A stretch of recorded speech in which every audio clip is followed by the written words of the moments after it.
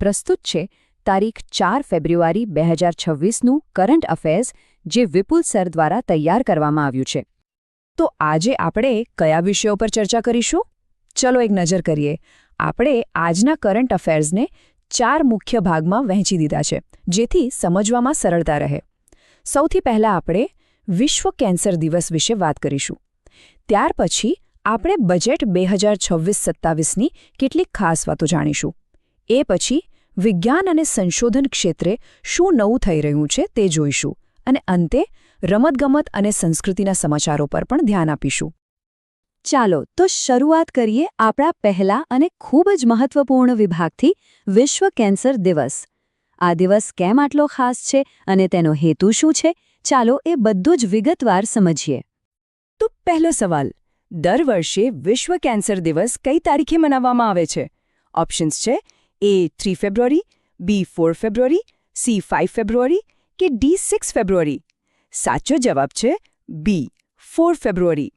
આ દિવસનો મુખ્ય હેતુ કેન્સર વિશે લોકોમાં જાગૃતિ લાવવાનો છે. લોકોને તેના નિવારણ, વહેલી તકે નિદાન અને સારવાર વિશે માહિતી આપીને પ્રોત્સાહિત કરવામાં આવે છે. હવે બીજો સવાલ, વિશ્વ કેન્સર દિવસ 2026 માટેની થીમ શું છે?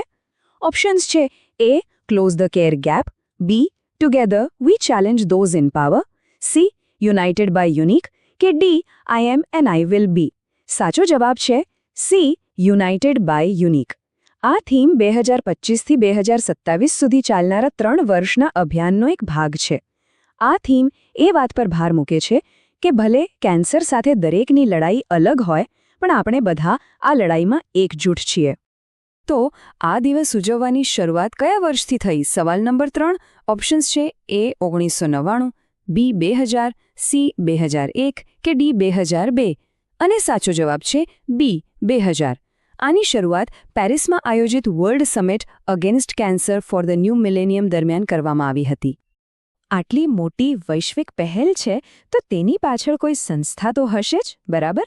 તો ચોથો સવાલ એ જ છે, આંતરરાષ્ટ્રીય સ્તરે વિશ્વ કેન્સર દિવસનું નેતૃત્વ કઈ સંસ્થા કરે છે?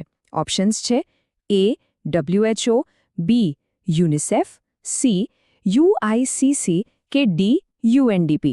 સાચો જવાબ છે C union four international cancer control UICC.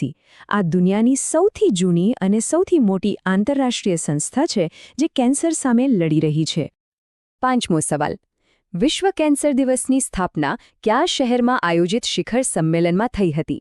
Options છે A London, B New York, C Geneva કે D પેરિસ. સાચો જવાબ છે D પેરિસ. યાદ રાખજો, 4 ફેબ્રુઆરી 2000ના રોજ પેરિસમાં જ ચાર્ટર ઓફ પેરિસ પર હસ્તાક્ષર કરવામાં આવ્યા હતા. ચાલો હવે ગેર બદલીએ અને સ્વાસ્થ્યના વિષયમાંથી સીધા અર્થતંત્રની દુનિયામાં જઈએ. હવે આપણે વાત કરીશું બજેટ 2026-27ની કેટલીક મુખ્ય અને રસપ્રદ જાહેરાતો વિશે. બજેટમાં ક્યારેક નવા શબ્દો સાંભળવા મળે છે. આ વખતે એક શબ્દ ખૂબ ચર્ચામાં રહ્યો, ઓરેન્જ ઇકોનોમી. તો સવાલ નંબર 7 એ છે કે બજેટ 2026-27માં ઉલ્લેખિત ઓરેન્જ ઇકોનોમી શું છે? ઓપ્શન્સ A કૃષિ ક્ષેત્ર, B ઉર્જા ક્ષેત્ર, C કન્ટેન્ટ ક્રિએટર્સ અને ક્રિએટિવ ઇકોનોમી કે D પર્યટન ક્ષેત્ર. જવાબ આપતા પહેલા ચલો સમજી લઈએ કે આ છે શું. ઓરેન્જ ઇકોનોમીને ક્રિએટિવ ઇકોનોમી એટલે કે રચનાત્મક અર્થતંત્ર પણ કહેવાય છે. આમાં એવી બધી જ આર્થિક પ્રવૃત્તિઓ આવે છે જે તમારી સર્જનાત્મકતા, કૌશલ્ય અને પ્રતિભામાંથી પેદા થાય છે.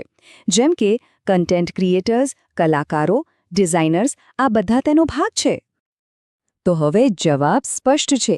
સાચો જવાબ છે C કન્ટેન્ટ ક્રિએટર્સ અને ક્રિએટિવ ઇકોનોમી. નાણામંત્રીએ આ શબ્દનો ઉપયોગ કરીને આજના ડિજિટલ યુગના આ ઉભરતા ક્ષેત્રને પ્રોત્સાહન આપવાની વાત કરી છે. બજેટમાં કેન્દ્ર અને રાજ્યો વચ્ચે પૈસાની વહેંચણી ખૂબ જ મહત્વની હોય છે. તો સવાલ નંબર 8, 16મા નાણાપંચે રાજ્યો માટે વિભાજનપાત્ર પૂલનો કેટલો હિસ્સો નક્કી કર્યો છે? ઓપ્શન્સ છે A 40%, B 41%, C 42% કે D 43%. અને સાચો જવાબ છે B 41%. 16મા નાણાં પંચે ભલામણ કરી છે કે કેન્દ્રીય કરવેરાની આવકમાંથી 41% હિસ્સો રાજ્યોને મળવો જોઈએ, જે રાજ્યોના વિકાસ માટે ખૂબ જ જરૂરી છે. હવે વાત ભારતીય રેલવેની, જે દેશની જીવાદોરી છે. તો 9મો સવાલ, બજેટ 2026-27માં ભારતીય રેલવેને બદલવા માટે કેટલું રેકોર્ડ રોકાણ કરવામાં આવશે? ઓપ્શન્સ છે: એ 2.73 લાખ કરોડ, બી 2.83 લાખ કરોડ, સી 2.93 લાખ કરોડ કે ડી 3.03 લાખ કરોડ. અને સાચો જવાબ છે સી 2.93 લાખ કરોડ રૂપિયા. વિચારો, આ કેટલી મોટી રકમ છે. આ એક ઐતિહાસિક મૂડી ખર્ચ એટલે કે કેપેક્સ છે, જેનો હેતુ રેલવે નેટવર્કનું આધુનિકીકરણ કરવાનો અને તેને વધુ સારું બનાવવાનો છે. ચાલો હવે વિજ્ઞાન અને સંશોધનની રોમાંચક દુનિયામાં જઈએ. જોઈએ કે ભારતના ટેકનોલોજી લેન્ડસ્કેપમાં શું નવું અને રસપ્રદ થઈ રહ્યું છે. 10મો સવાલ, કેન્દ્રીય રાજ્યમંત્રી જીતેન્દ્રસિંહે CSIR-NIOના પ્રાદેશિક કેન્દ્રનું ઉદ્ઘાટન ક્યાં કર્યું?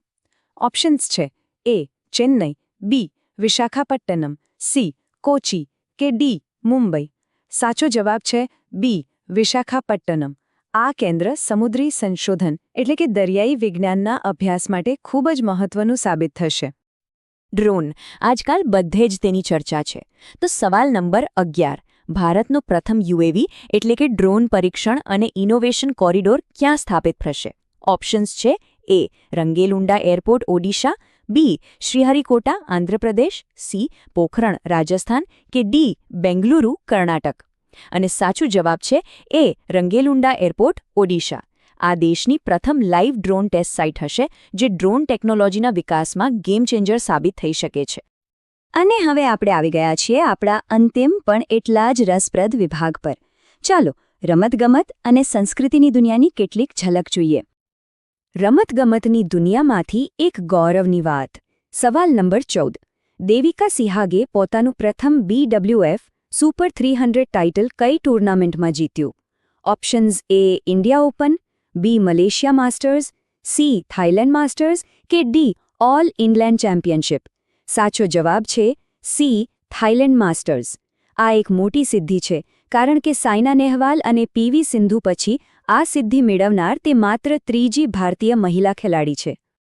અને હવે આજનો છેલ્લો સવાલ આપણી સંસ્કૃતિ સાથે જોડાયેલો. તમિલનાડુમાં ઉજવાતો થાઈપોસમ તહેવાર કયા દેવતાને સમર્પિત છે? ઓપ્શન્સ છે: એ ભગવાન શિવ, બી ભગવાન વિષ્ણુ, સી દેવી પાર્વતી કે ડી ભગવાન કાર્તિકેય મુરુગન. સાચો જવાબ છે ડી ભગવાન કાર્તિકેય મુરુગન.